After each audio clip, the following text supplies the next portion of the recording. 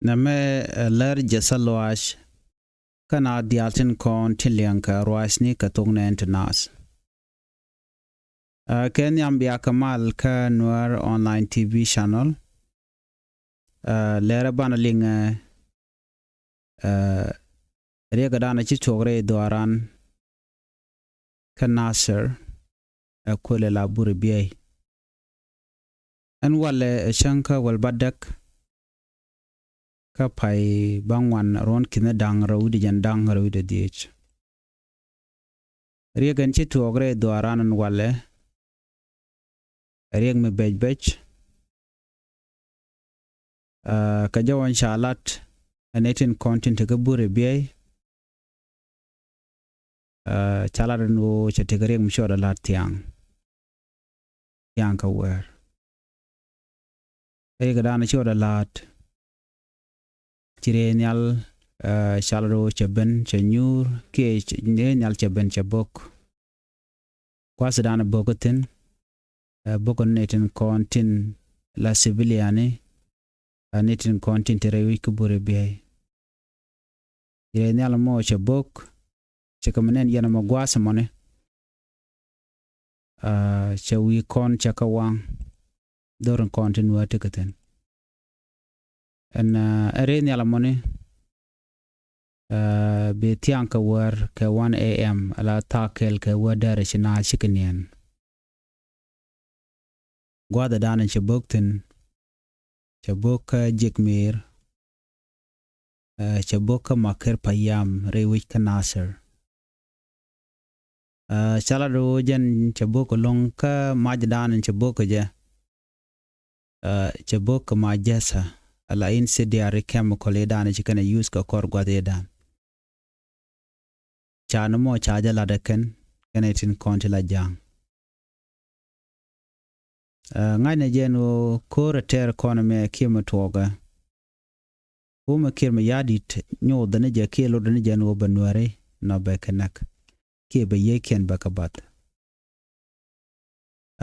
reporter me mling yana mani ta dan chireka me chawda lat keje jaslo aja dan tinna tre dwaran kono shalka Nuer bana dil ngajenu nyene kon ke shaitan gwan jengni mishe ben lawon ka kondial gwan jengni na me che gurno ba yi kon ba ka bat gwen kondial gwan mo bogotin karenial nakan kon ke gunship ne and use kan reniale te cha de use ka civiliane use kan de ni Uganda UPDF and re doricon so jom chiren me jo bej gwaten konen chik bokten ka kan payamne tinde pin Nasser ka jikmiir kana makir ka jawon shalat gwasame awaken gor kana gwasen kontinta kwarte gaten commissioner galwalew rame kep Nasser ka gwase dan kana commander kang makana gor ken wode ken kanak koen makir mgi kone ten civilian ten chitene deineten jikmiir ba tene civilian ten chitene deineten so mishirna me ti jang chaja gorno bikan wel bikan ganna ka janamona chari por me chaja nong tiang ngai kone larien yalmi chabok cha kene chana cha moy bot ke chana cha kanak especially ka gwada dana dong boken ke chemical ten kone mene chemical use kana montama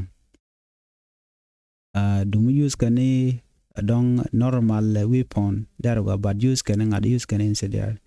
which is very sad ka kondial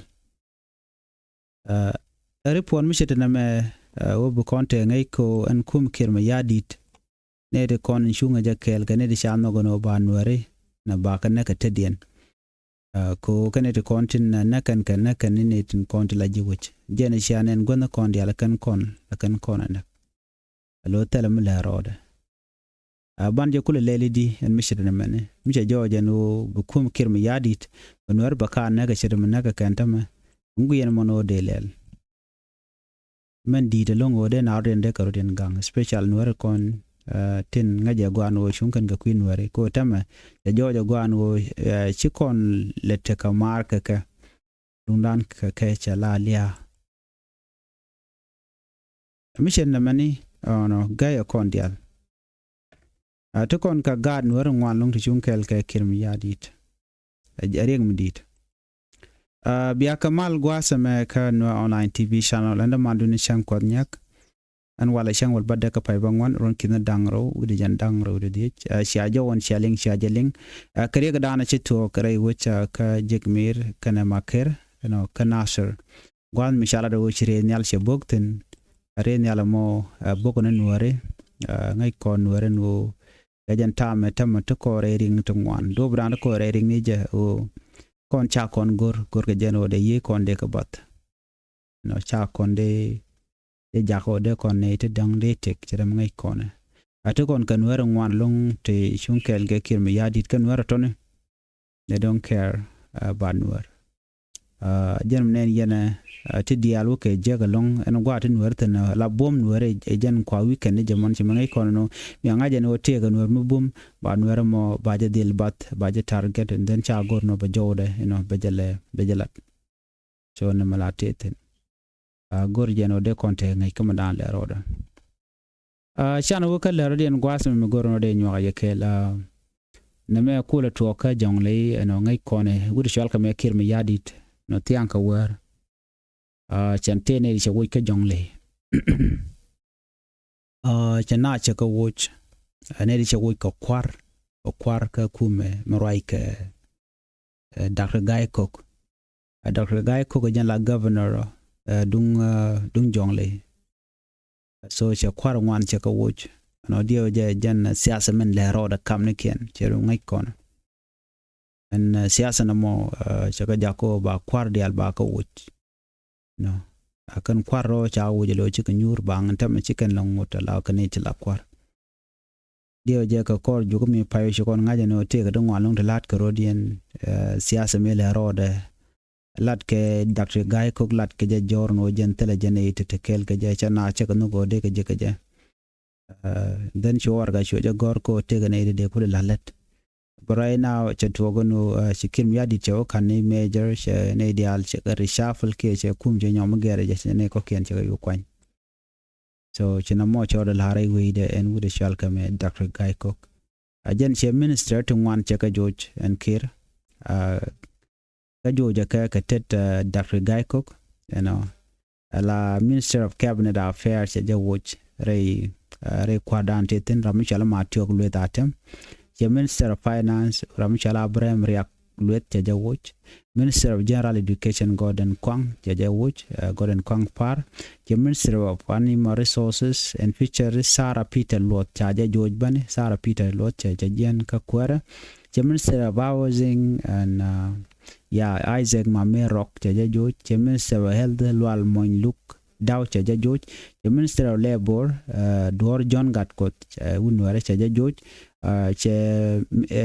che Bor County Commissioner ba Jemet Guy Makur che nyom jo jaja chane de ko ken che ko ngwas met gorno biya chiken biya ling bone ne de ko ni chelat gos ni ne kon che jo che wurchale justice kon nyel dio je ram dio chenwar che ko la minister cabinet ko che minister cabinet che jo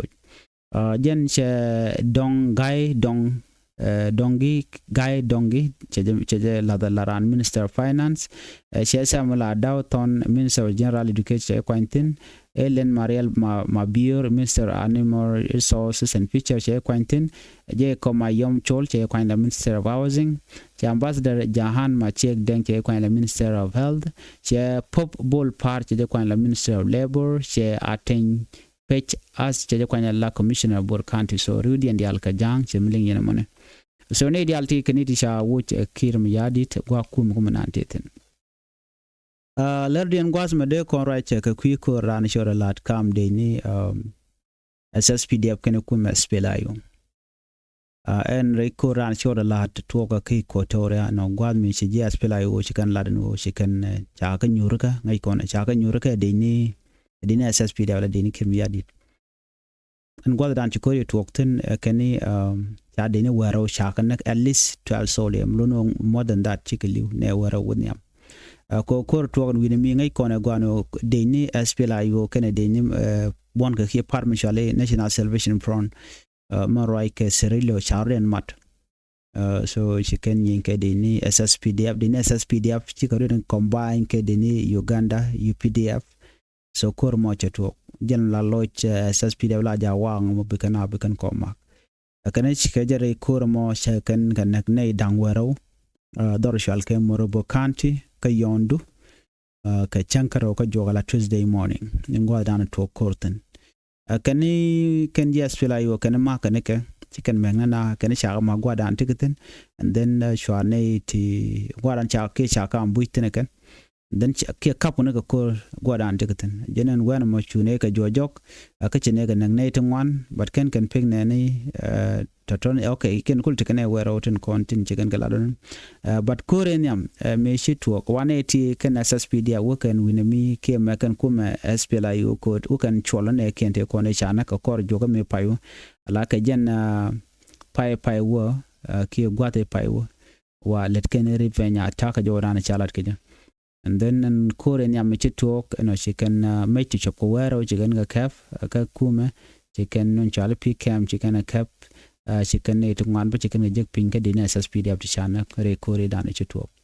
la ne to konchela SSPDF no tele jom chicken lat no can comment no tele mi chicken gor ngai kon no me dong chaga dak chicken comment la kana bidian so jo me militen ler dien and gorde nywa ye kel dio japan ga chana ruac ka kwi rame dana chana gre ki juba dol jane me chana ga dina SSPDF no Ramesh Anakre ke juba chana ngajene naga dina SSPDF dina SSPDF ramkel and 8 content la dini kaka ka jom inshallah high radio ko gwade dan me chikana gori kala ngo garamo ramchi to ka jam juba ko jen che thok no mi che thok den dio je chaga ke dina SSPDF ko changwal baro ka pai bangwan allow office of SSPDF spokesman ude shalgme lure kong tega warga micho gor no gwade dane naka garmotin me chajenak do be naka je jena dol jane ko engineer me chajenak wajen nyenye ken kandini kana lieutenant general garanga ye akol dio jaram dio jaram dana tike body gane ke dio ja den chugu nyinga jaga chuken kan body gane nyinguru michal ga general garanga ye yone no chu togo no bikan wi garam bikan tat chu garam chu nang dolwal after that then chu garam mo chu yere chu jen ka jo chalat gwasme ka chanka well ka pai bangwan 2025 garam chala samuel ma ding ma jok a bodybuilder lo kanede kondela let ka gymne kenni ci garme cholo no jeni wa take mental issue la jara luro e kong jara do garme take mental issue wa ngwada mo chiga gak kene gad ko ken kene engineer matiang man ka tong pin residential area ala dio je engineer matiang man me ram chi jen bat gak ken ke chanka well ka jen pai bangwana men but en garmo wukor me weto ka jen chang wel baro mo ka jen 2025 ka jen September jen gwadan ku korum ko lo tokten kamken gwade chirek mo je tokten okay and then shu body guy kel ka jen kuara mo ne shu ram kel ka kaneda tone wa shu je moy karek ke chaji kana moy ka bot midi ko jen gwadan to re ka jen on 10 September then ka jen 17 shu garam yere yoklo jen ka jen ku kore dana chito ko wide jen jata dane so tidi alto ko ren ga changwell from there changwell then changwell baro after 7 day then chigaro yede jen ku wudi shalga lure kon ko la no tele menang netin kon SSPDF nay kon de ni SSPDF ni chang mi chikan we let keni jek chicken deer ke tekdu ana gwat chicken jigre point mo de kana mo kerekten so chicken dol jangana me kana nak den ko dana chitwo so mi chicken me kana gang karudien ke de ne SSPDF kana man chala de kana chicken kana ram welu ka li hada mukum milaran la ja gorno be jimo kere ka be kana denied in the end of the day no kan kana lat na mo che jien ka kum so kanang na kan ne ton rami jene cha bile me cha jogo no mele rode no ye riek so na me dar ko gwade so nyu de jeno ken chicken te chicken deer kama na da rode so chi kor mo jere tin tam kam dien kaneten kon tele she mane ut kama na chana so ngoda jatin te darmo ta tar ya ngaja gwa bat ci garmi ci yeri ci jen ban ngode wa ba ka tej ba ka ta dan ci kan garmi ci kan naka ja bare kan to ci kan gorno bi kan de kan responsibility de kan jen wi lengo garam ko body builder gi kan ko rami don't take a wage but it does not mean jen body builder no de rod defend ngode ba de jetiat banen shit ka do banan ngai kone ken de la kan aka ma ba je do ka tar ma wi do kan gwad generan den ramu jere jo jen jen kujamo so dar go an wodi yen ngajno chwar konchi ya gorno bana dum ngani ko la de ni mi je to lam ro do hanene ko ngai konti de ala lat ke de ne SSPDF joden gwasme bana rache ke me chalat pan ke kui ne ten konti la GSP la yo kui doblam ki potkan ke kui dakre machar kenetin ko kena kona cha yen kel ko gwaze dan chana rajo wonena chigade ken cha ka luñ bat kan ka blon ci kon dial mi china machana jangat taram cha luñ kaka ngot kare ti jen chu manatama ano kel ke dakre machar ngai kone longo no yeng machana gi yene dan cha yen ke je no che betel wang modong da ro da lat ke je ke da ro kana ke je until recently mi shawd or cha bitu no bareng machar no bajana ngwalok che kon cha jisin diale kon inshallah da kum kir ma yadit no che kon ganen te cha yu ajuide no gorga jen ke doblam no ke podcast en dial ba ke ba widien ba je lat kete dial content chala de latijek kum point kum SSPD right ke kir ma yadit cha kol benje go nena kira wajen gono bad riek machar no re kumaka bad ta danan don gorje no dero de chunga jala kwer so wajen let kirma yadide dwer ke le wa kir ko kir jaram dan logo bi malbe ben jaram dan logo bi so dan bete ke siang mi brodo lut jen user ni bom dan te ke je kan yurin konte cha kwal ko ngai kono no te ke yuri sala do cha yar re ka so dan ji kon dialo chana ka ngai mishala no rewi ka so Sudan cha yuri chukwe $25 billion ti cha kwal you know ka tot na mano ko ker ko en bol kan ne ga dial content kel ka je wona ka bol mel so ra dial ton ngan dial ka ti cha no wi na jen mi shuina ka je chi kwireng machar chi jaram dan kwa de dial kwa la dwireng machar jaram dan dong te ka reng machar gang na rode so and do badan en corruption o ben gaje do badan man kwal ngai den o do re wo je je we ben ka ji you report so mission mo kon dia la ngaj mura ikon ka yine dan cha yen ka ban ngaje no reng machar cha je no jen tele jang tele je dur mit reng machar tele je dur tele pot kang tele je do lam tele je dur dur ken o kan ware te ka party SPLIO ka cha ko mat ka tai dan ko che to go je ke 2013 ko jen ta dan le rode mishi 2013 ngum de yen kaje qui 2013 so charing machar no chawi de shunu kuka no jane che dwer che jalat menetan were choring machar no jane reg machar criminal mede dole je long bane kane ko lan were no de ren matin kan kene go no malat ke kirmi yadi do badan gor jeno banware ba kay yar kaje shermana kan tam gonna dial so look dakring machar ka la look jen kor joko mebe dio kaje no jogan ve de je ba luk ba je luka ja are lo ko moni bu kon dial kon lat ko ren ten bana keleng ko ngai kon agwanu shebe succeed and luk mushik na mo ko riu de keli wa ka telam da dien aluga ba luk ban ngaje no ne na shinataniel wo yet che jer la de gwanu shikele la pa de reply peace agreement lugo wa lugo ni betegrik to wan long to biro den lasten cause antem ba lugo lo china la te karib peace agreement ka cha lugo mo charge bile loss but ba lun je ba lele je ka tok yo mik chika ne de shoden linga shireng machar chala free and then bana kula negotiate no ba peace mi jidid ba nyok kami ba je nyok mulat kije ko right now en nathaniel yet shika withdraw karib peace agreement then radian mi ku jimi entama mi gu kan mi ba nyok mulat ke ko chiken gu jeno kir me yadit no na men lede entama ko kuma spelayo an call for mi nyon jeno shi chong jaram danen ku mal ku jello jaram danen yer mal jaram danen yer dial ko jele backup would shalom musebeni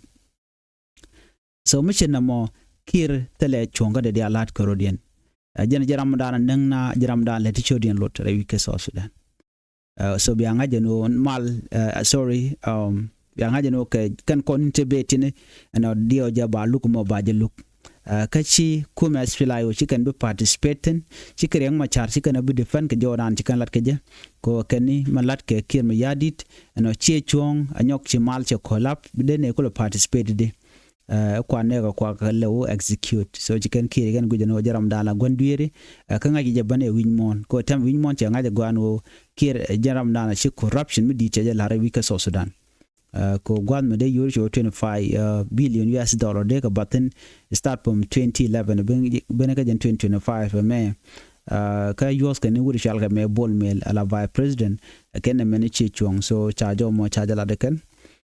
but man banali ni jeno ka jen kor jo me be no but ka lug ba luk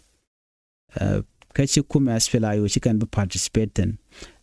ka jomo chalat gwasmel ne te kontila defend lawyer no chikala no ngane no we are sure no riek machar innocent at this point ko tindi ala content chano guide no tele titten ke de ni kirmi yadi de kan ga kone ke ne te kontila jiwich ala civilian ka ngai kono no civilian di are wi ka South Sudan te ken kamach no tele dorme tel mejen tam ne me dana ci korche to je ke 2013 wine dia chu te kamai kan ka nyoko mo ke teneken kwala goro on tam mi ci mali kula bende me de kula ka ba so mun ngai ku me jen go tina te ken kamai so dio je chicken dele la mes ke ne te konti la civilian ko ci civilian chicken bi bet ba ko te den te ka mon mot mu goro jeno ba me ba wo tenen en konti la jigu jenden de limne gwa dana ci malche ben ka je mi cha transitional government cha je la telo ci malche ben den de ne toton de ga ne ken de ken ka du chu disam de me je ga chu wo tene ken ka de tok ba ne ka great people administrative area mu gor jeno ba me ci ba ka kep jen mi la defend lawyer Dr. Machar ken they are very sure no bika won ke bikan win ano ka lu ko dana ba lu ko ngai kana gwano en kirm yadit ano tincha largan dial ngai ke je kwat ke je win mon tera me mo mete ka chuong ano ka kum kirm yadit goram dana kwale use je ken la ramadan lai ku can use like scapegoat ering macha ne ke 2013 you can use you can be used by 2016 and tamlel can use ke 2025 me ta gu je no mission me china bu won yamten ko tele mal lel tin anyo ku can suffering of South Sudanese people ku can prolong kan it kon la kume ko can it kon take along by the way these are the people that have all the power all the ability to change the suffering of South Sudanese but they are refusing so ngai kon mission mo ne it take a power to take along they to diale kan reale ka lokane ke kuiko they have to continue looting and doing corruption who can resource and diale kon la nying so who can le use ka dom chore lot so mi shit kan me bi anga jeno men ben ka kor gwaden be jeno bi ba luk ba je luk mo be be mat chana le ra jakuling bure bi che men che kon lengwa se mene che kor che tokten but kor shiga Nuer nya na ka jang be on ke kerenial dio je shaling ne kenyam na mane jen maja danen chikana book which and chal ke jikmiir kana maker chika gwad mo yikana bogolong ke date dit ka bokana ke jat ke jawrana chalat karoj mi chagor ka social media netin content tin kane riek detailong kare ga me riek ma chalat kan wore akuma kirma yadi de nyok like using incendiary chemical against civilian a crime against humanity, and Kirma Yadit is the one doing that, committing crime against humanity. International community ngode medan chicken condemn, but right now they haven't yet condemn anything. The continuation of bombarding the civilian by Kir using gunship helicopter, tell me chicken a lot. Jakon ko they not, but they can advocate man jagadan keep pain they are inflicting on innocent people ka nasser and ka jikmiir kana makar part of Buribiye. So the reality Kir lel kama ko Nuer bakatu kana oshin Nuer chikan beteka power chang malat ka jen gor kana commissioner kana makane commander dung Nuer wayami. So shade wona ko biken ka book incendiary weapon. So at this point the general tell Michelle mal so Nuer boro den del gang committee kuma asfela yote tin wan boro den del gang bana me jere gran ci to ko ma jenen yen mo ma je tiang chala do ci to too much the garden the maintain ne dial te gaten anika ko re nyam te ko ndi ci to ka jen ma je dan cha yot ka nasser Kineru walong shi galiu dia ne shopo jen dia ko wonyam cause man mi pen point la charu la jawang ko alam kem kolam men shal incendiary we pon mon jen amach la pen ni ala lo durmil burmil la yor ni jepin burmil mo cha yor pin bokul bokul maran yal bokul pen jen la piu te pet ko jat chanki pen jen pin ba la mun la ja ko na daga mi se daga yo den ana be bakul alo dong dara wang tam dara nienten da lo butten dia dara kulo yirun mi je janiran pointe jen bo pointu be yu cham gwado ma yode ji kana ga jisto tel rami momi mite ka jen mishal ka me majen chai mala yore kim yadit so me chu pointu den be yu moy ko nagre wo madu ka future talk den beliu so mi chena me jen yot ke kum kim yadit kan ji Uganda na me rege dano ci tok tiang ka changol badak ka pay bangwan ron kin dangro wi jan dangro le diet re wi ka bure biay ko la jikmiir kana makher so gor jan wo biay nyone de ko ken jere dan cho dollar ne men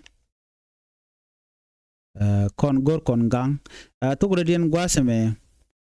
bala melakal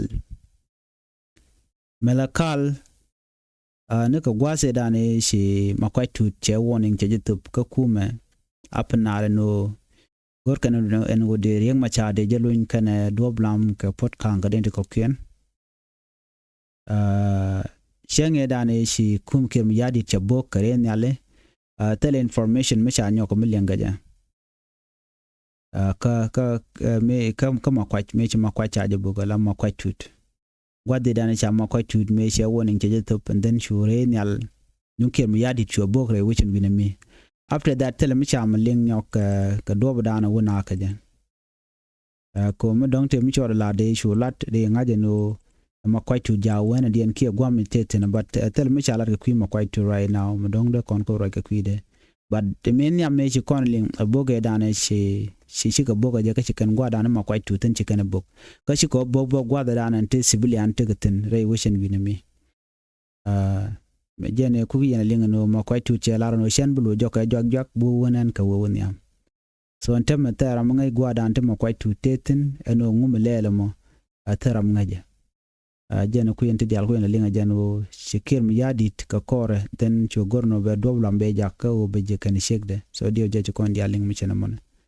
makwai tu raje chala ni me chang chala no en me kan gade kan ko kon luñ no tele dom ba kor be je pelke je jene raje dan ci konaling non raje mo wangu de tin kaje lo kan apel tele pel me pele jene ko yela ngaje gwanu ne dial kuna la dir ko biya panal ba te ko korm din militin so kor mo do dan ba kap chunga je ani mi cha gade cha ko kon luñ dio je ci kon diam chen mchana je ngach so ka kujamo en man lero da tamare wishin wina mi ka panal ngoda kana kon ngach ko nen ma kwate ke piji kanti ka jowa dana sha report ka je kume but after that ko ki go dan teten bombardment bongo te tene chiang bo kan chiang rai wichin winami so na me de la report ko kwich kon gwa dan ma kwaiten so me te me chit bet kaja ke me la roda bana jeleling do no ngode bume ka dia wajano kan roda dit na ko rami mo me gorano Nuer ba jago ba lwar ka insecure dan cha nong re dwarin chirga me boko kon temre win kon ko ken boko kon ka dorana me mishal ka me nasir no ka boko ma kwai gwad dan teten so de kon ngaja gwanode ne tela mal re wi ka South Sudan so jom chede ne me gor jano de nyaa yekel